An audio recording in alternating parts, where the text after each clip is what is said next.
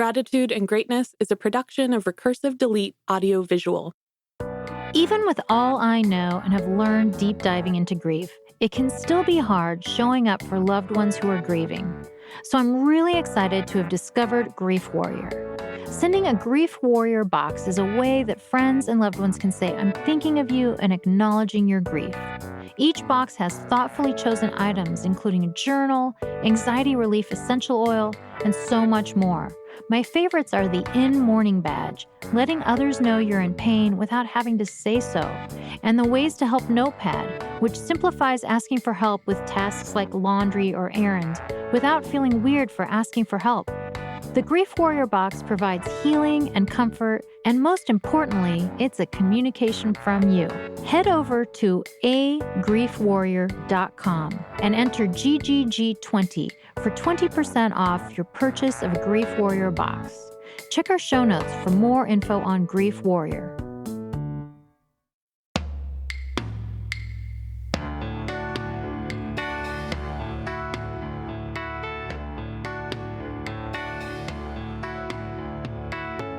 Grief, Gratitude, and Greatness explores the different ways we grieve, the gratitude that allows us to persevere, and the greatness we discover along the way, one conversation at a time. I'm your host, Sarah Shaoul. Courtney Hameister was 28 years old when she had her first panic attack. It was the result of an OCD episode that followed her father's death. Although this was the first time she'd had such an experience, she had struggled with fear and shame since she was a young child.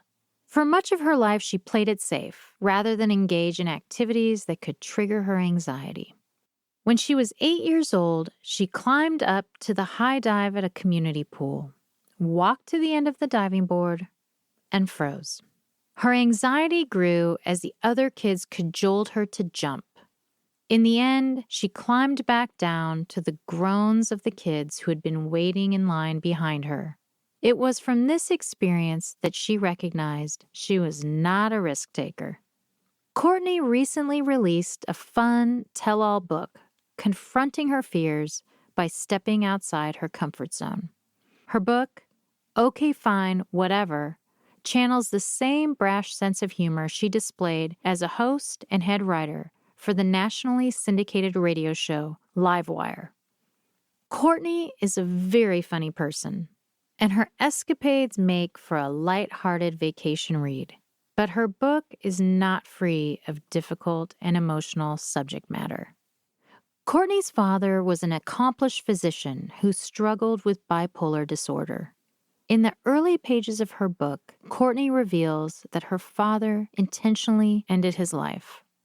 I was struck both by the surprise that her father had died by suicide and by the fact that she never used that word in describing her father's death. Growing up, my mother's suicide was a toxic weight that I carried but rarely talked about. At different times, I felt abandonment, guilt, shame, and anxiety too. As I read Courtney's book, the omission of that word, suicide, sat heavily with me. My guess is that it comes from a little over 20 years of, when people say, "Oh, is your father still with us?"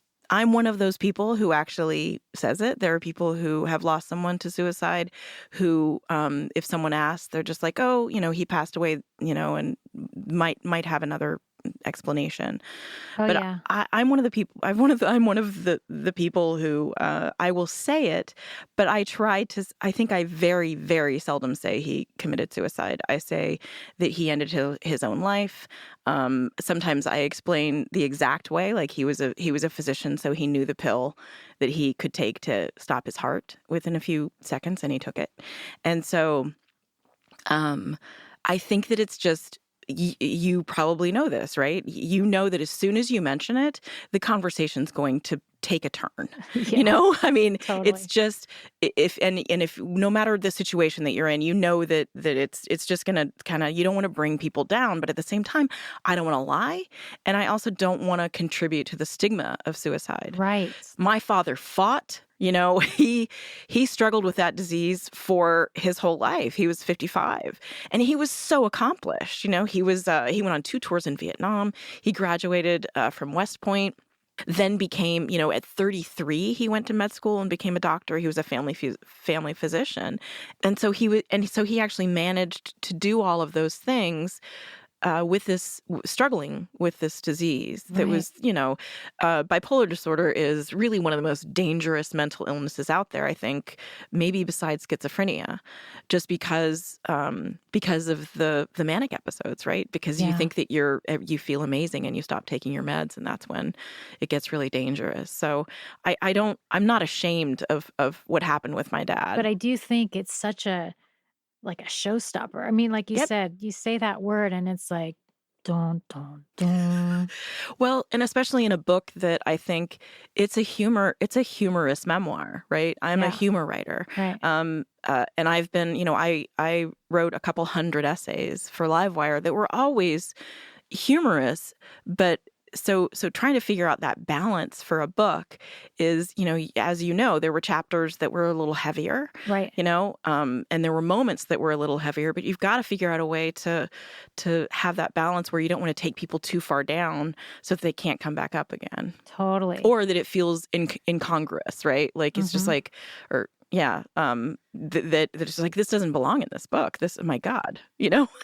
Well, I think you did that very beautifully, but I also, it did make me pause a little bit, like, wait, I want to know more here. And I also feel like when you're a child, you don't know what's normal. I mean, what you're living feels normal, right?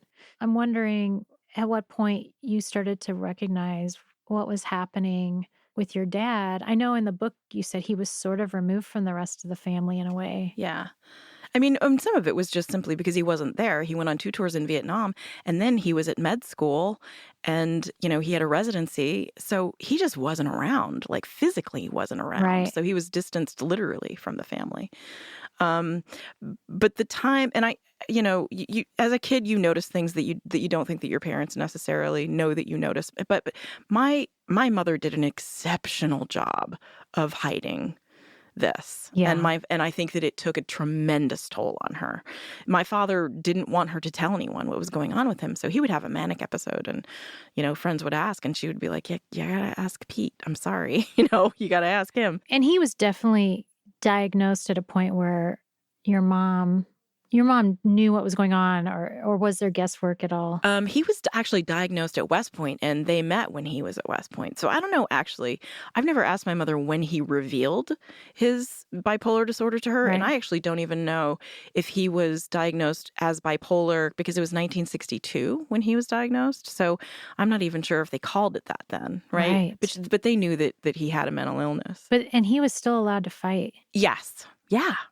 Well, yeah, he went on 2 tours. So I think that because he was medicated, that's a really good question, though. And evidently he was quite effective in Vietnam. Yeah. Evidently he killed some people. Oh, boy. Yeah, I know. Which actually I just found out even a few months ago. How'd you find out?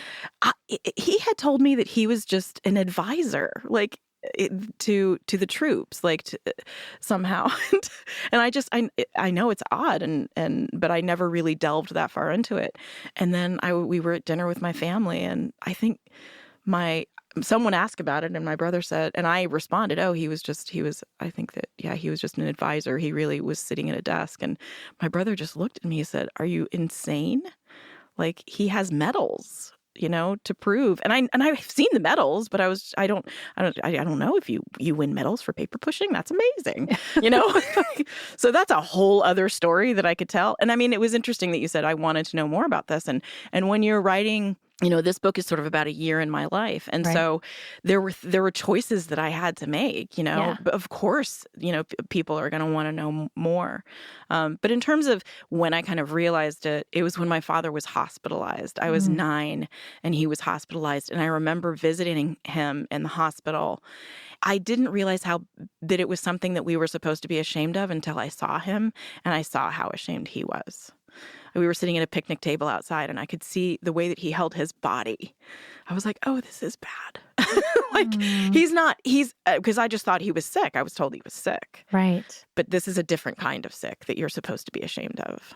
But not. We're No, not supposed to. exactly. No, that's what I learned when I was a kid. And of course, 100%. Like, I was wrong. Our culture was wrong. And our culture continues to be wrong about it.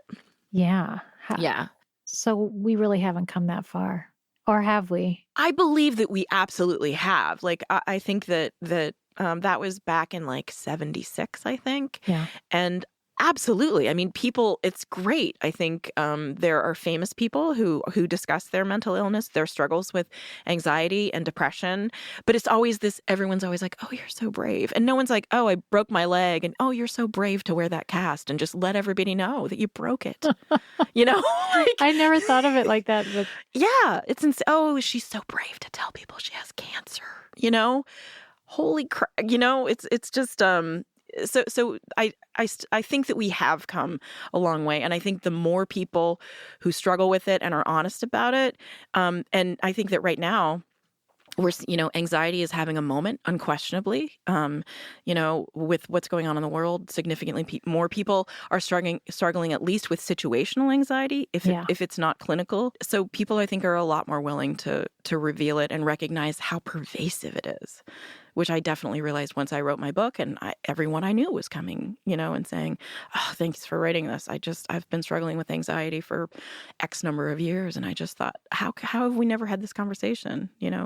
Because I've always been pretty open with my anxiety. And you've recognized it from as early as being on that diving board?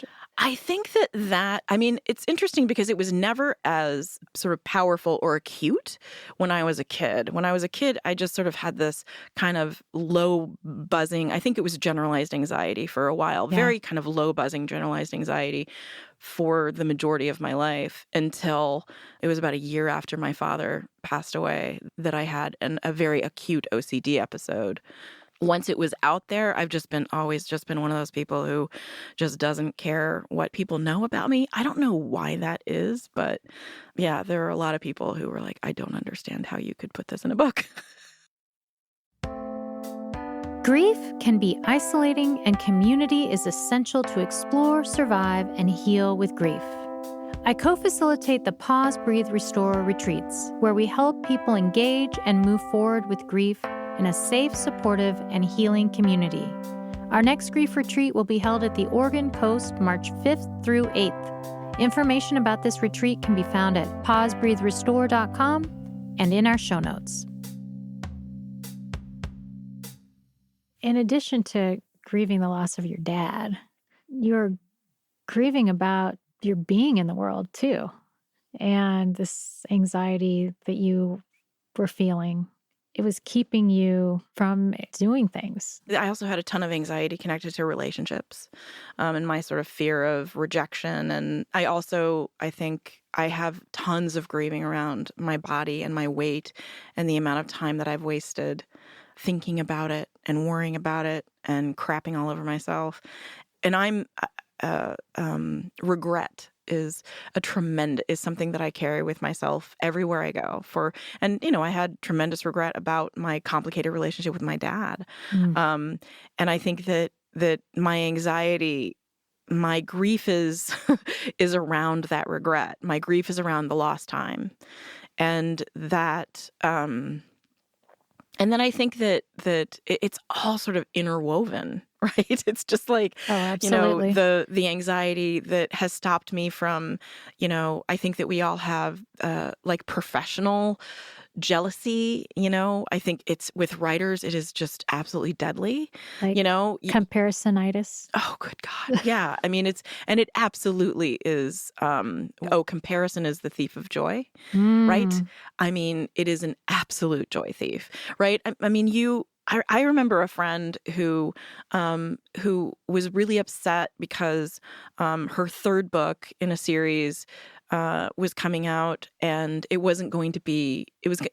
Evidently, you have to be higher than 15 on the New York Times bestseller list in order to like make it into airports and stuff.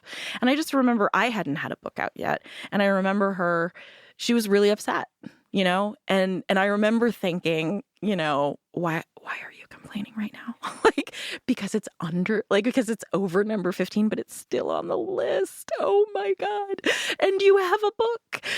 But then once you have a book, you realize, oh, there are all of these things. There are all these lists that I wish that I was on and that I'm not on and that my friends are on, and I think that when you're anxious, there are many things that you don't try, that you don't put yourself even in the running for. I mean, it's astonishing that I got this book, because I really sort of had to be cajoled by my wonderful agent, who was kind enough to continue to press me on it. She wasn't my agent at the time, but she kept writing me and saying, "Remember when I wrote you and I think this column might be a book? Just checking. Do you want to be an author?" And I think that I have a lot of friends who have that fear of, and for me it was, what if, because I'd always wanted to be an author. I'd always wanted to be perceived as a writer and have that kind of respect. And what if I try to do this thing and it's a failure? What am I? What have I always been, right? Because you always imagine that you're going to be this thing. And so I think that fear really, kept me from trying. Validating your fears is so stymieing. That's what keeps you in action, right?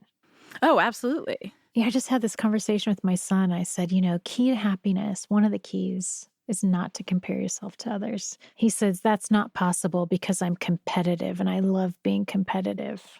I said, okay. That's difficult, right? It is difficult. And we were at an impasse because I was not able to discern between comparing and competitiveness. Mm-hmm. And he saw them as the same thing. Well, I mean, to me, it's that there are certain situations wherein being competitive is logical and healthy, and there are situations wherein it's not. Right. I think in popularity contests, when you see if, a friend has this many friends on Facebook and I don't have that many, that's I believe, an unhealthy situation in which to feel competitive. Oh, yeah. Yeah. I was once asked to judge a kids contest at this Baby Loves Disco event. Mm-hmm. I was up there on stage and I was like, I refuse to choose one child over another child. And actually, when I signed up for this thing, I had no idea I was going to be asked to do that. It's like, you cannot ask an adult to say Right. one child is cuter than another. It's ridiculous. There's a part in your book that really fascinates me, too, and you're in this relationship with this guy named Jake. Mm-hmm.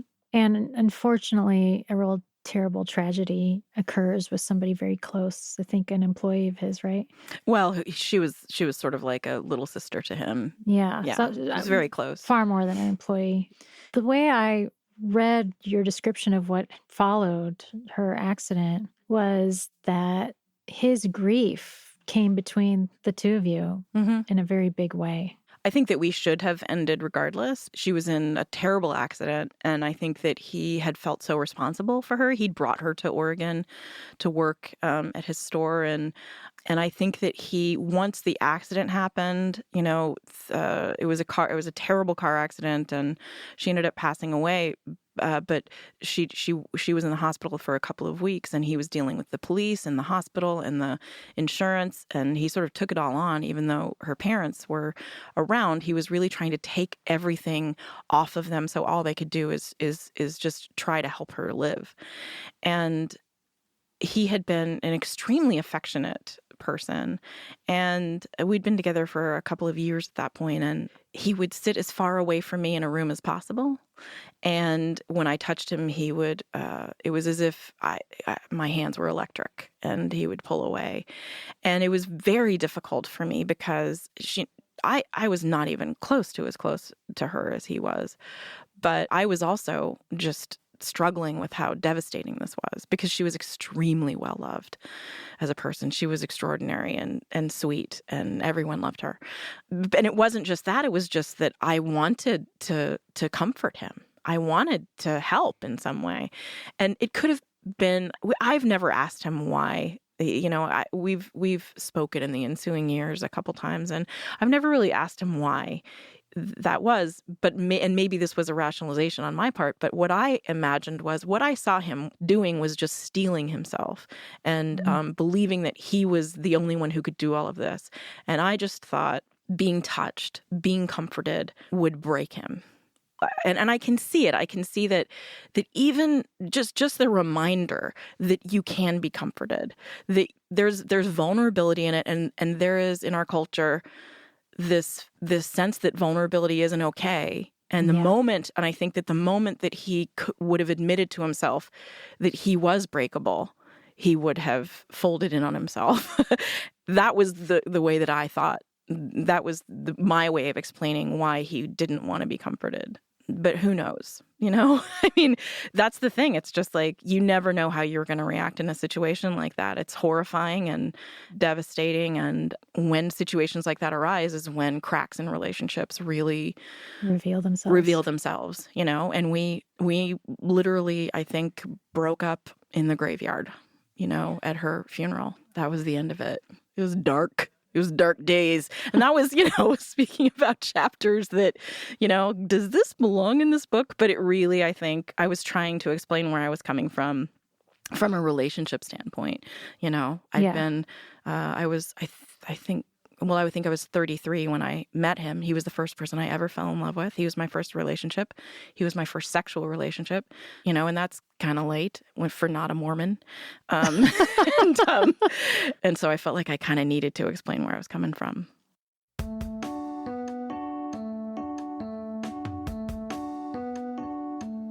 Something we don't always talk about with grief is how financially vulnerable we can be. That's why it's important to have someone on your team that you can trust.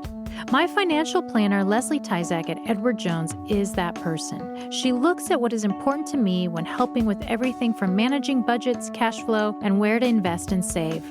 I got to know her when I was setting up my kids' college savings accounts. She is someone I can count on to help me and my kids optimize our resources, to make the best choices when it comes to preparing for our futures. Schedule a meeting with Leslie to talk about your goals. Her contact info is in the show notes. There's this line in your book that I just love, and I can't even remember what the other half of it is, but you say one half of falling in love is gratitude for that person's ability to forgive the worst parts of you.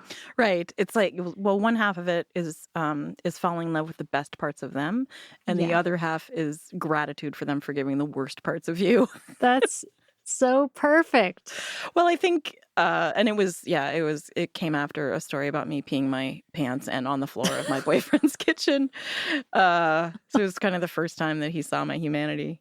I think it changes from person to person, and it depends on how much you have been beating the crap out of yourself, I think, throughout your life. But it's scary to reveal, your foibles, and especially, it's difficult to have a mental illness, I think, and be in a relationship. Oftentimes, as we reveal each thing, right? As we reveal each little thing that we've, and you kind of, I think we hoard them for a little while. We try to hide them for as long as we can. But it's also, at some point, it's like, well, I have to say this.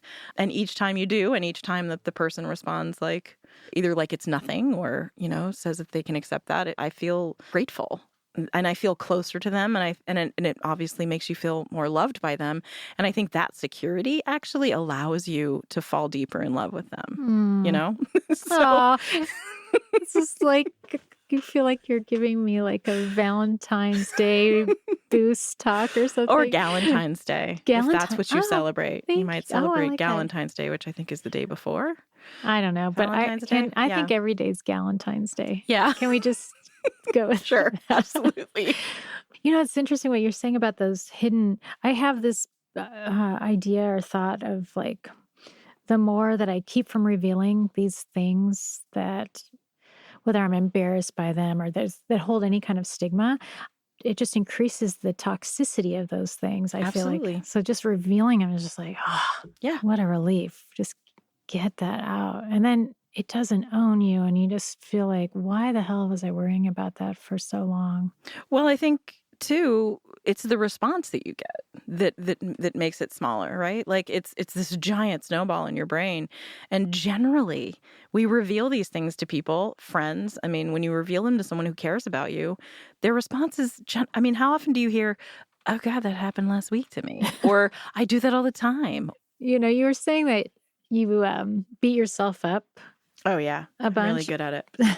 But I was thinking, like, gosh, you have accomplished so much. I mean, in so many different avenues, writing and acting and hosting and producing and all kinds of things. And has that helped with you beating yourself up less? Isn't that so funny? I mean, I hear you say that, and I mean, all I ever focus on is what I haven't done yet. Like what I chose not to have kids. I just felt like I would not have been good at that. I'm not patient, and I like sleeping. There's lots of reasons, but that's an important reason. Exactly. Sleep.